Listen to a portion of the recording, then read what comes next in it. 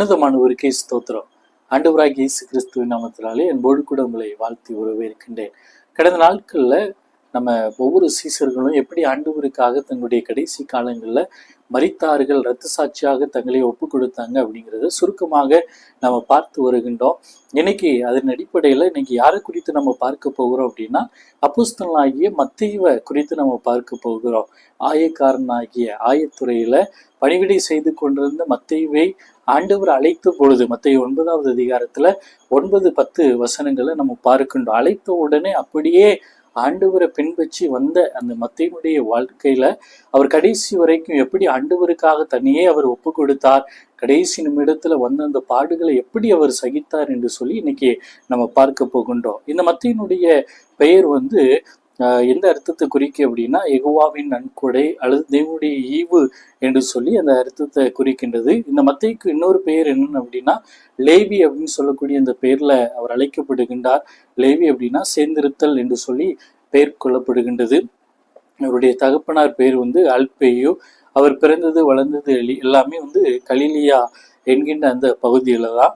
மத்தேயு சுவிசேஷம் புதிய ஏற்பாட்டினுடைய துவக்க நூலாக இந்த மத்தேயு எழுதினதுதான் இடம்பெற்றிருக்கிறது. இதை குறித்து எடின்புரோவை சேர்ந்த அலெக்சாண்டர் ஒயிட் என்று சொல்லக்கூடிய ஒரு மனிதன் சொல்லுகின்ற பொழுது, ஆண்டவர் எப்போ அவரை அழைச்ச உடனே அவர் ஆண்டவரை பின்பற்றி அவர் கடந்து வருகின்ற பொழுது அந்த ஆயத்துறையில காணப்படுகின்ற அந்த காரியங்களெல்லாம் விட்டுட்டு தன்னோடு ஒரு பேனாவை அவர் கூட எடுத்துக்கொண்டு வந்ததாக அவர் சொல்லுகின்றார். எதற்காக அப்படின்னா, அவரோடு நடக்கும் பொழுது, அவர் கூட இருக்கும் பொழுது அவர் சொல்லுகின்றவைகளை, அவர் செய்கின்ற காரியங்களை எழுதும்படிக்கு அவர் வைத்து கொண்டு வந்தார் என்று சொல்லி சொல்லுகின்றார். அதன் அடிப்படையில இந்த மத்தேயுனுடைய சுவிசேஷத்தை மிக நேர்த்தியாக இந்த மத்தேயு நமக்கு எழுதி அவர் கொடுத்திருக்கின்றார். மத்தேயுனுடைய சுவிசேஷம் நல்ல நமக்கு அநேக ஆவிக்குரிய சத்தியங்களை இன்னும் வரக்கூடிய நாட்கள் நடக்கின்ற அந்த காரியங்களையும் அந்த சுவிசேஷத்தின் மூலமாக நம்ம அறிந்து கொள்ள முடிகின்றது.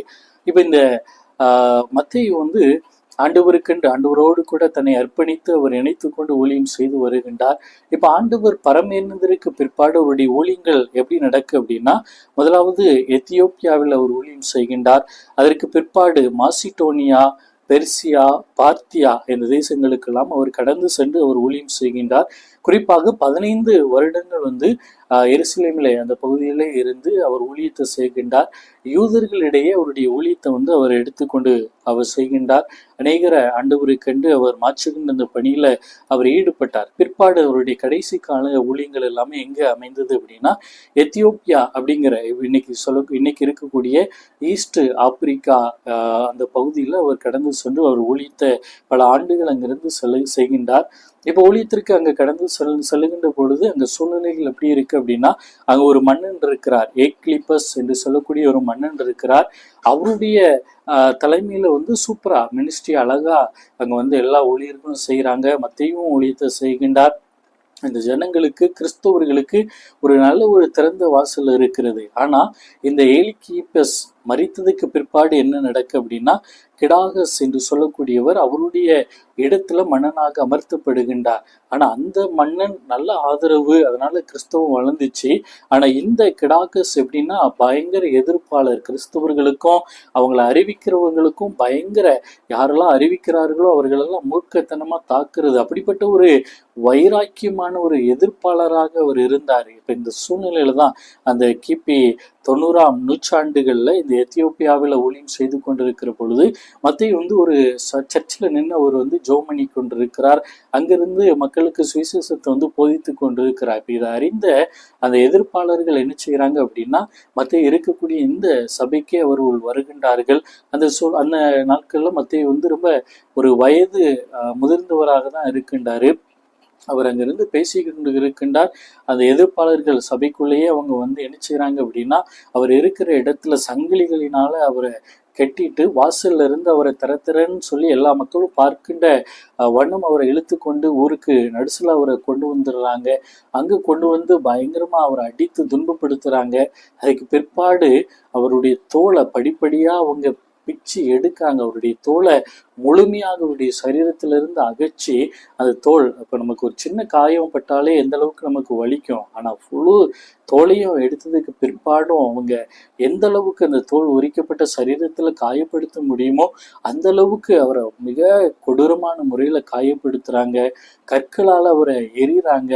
பிற்பாடு அவருடைய தலையை துண்டாக வெட்டி துடி துடிக்க அவர் பரிதாபமாக அவங்க கொலை செய்யறாங்க. ஆனா இந்த மத்தேயு அந்த வயது முதிர்ந்த அந்த சூழ்நிலையிலும் கூட ஆண்டவரே கிறிஸ்து என்று சொல்லி, அவருக்காகத்தான் என்று சொல்லி அவர் தன்னை முழுவதுமாக அவர் ஒப்பு கொடுத்தார். இதஇடத்துல அந்த யோவான் சுவிசேஷத்துல 11வது அதிகாரம் 14-16 வசனங்கள்ல லாசரு மரித்து போனதுக்கு பிற்பாடு அந்த மரண செய்தி சொல்றாங்க.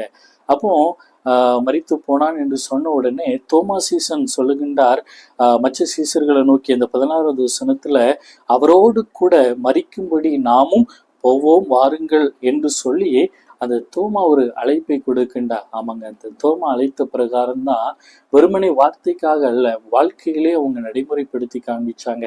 இன்னைக்கு நீங்களும் நானும் எப்படி இருக்கிறோம்? மற்ற ஒரு நல்ல ஒரு பொசிஷன்ல இருந்தா, நல்ல ஒரு கவர்மெண்ட் ஜாப்ல இருந்தா, நம்ம பாசியில சொல்லணும்னா நல்ல ஒரு உத்தியோகத்துல இருக்கின்றார். ஆனா ஆண்டவர் அழைத்த பொழுது அவருடைய சேவைக்கென்று அந்த வேலையை உதறிவிட்டு வந்தார். நல்ல ஒரு குட் பொசிஷன் தான்.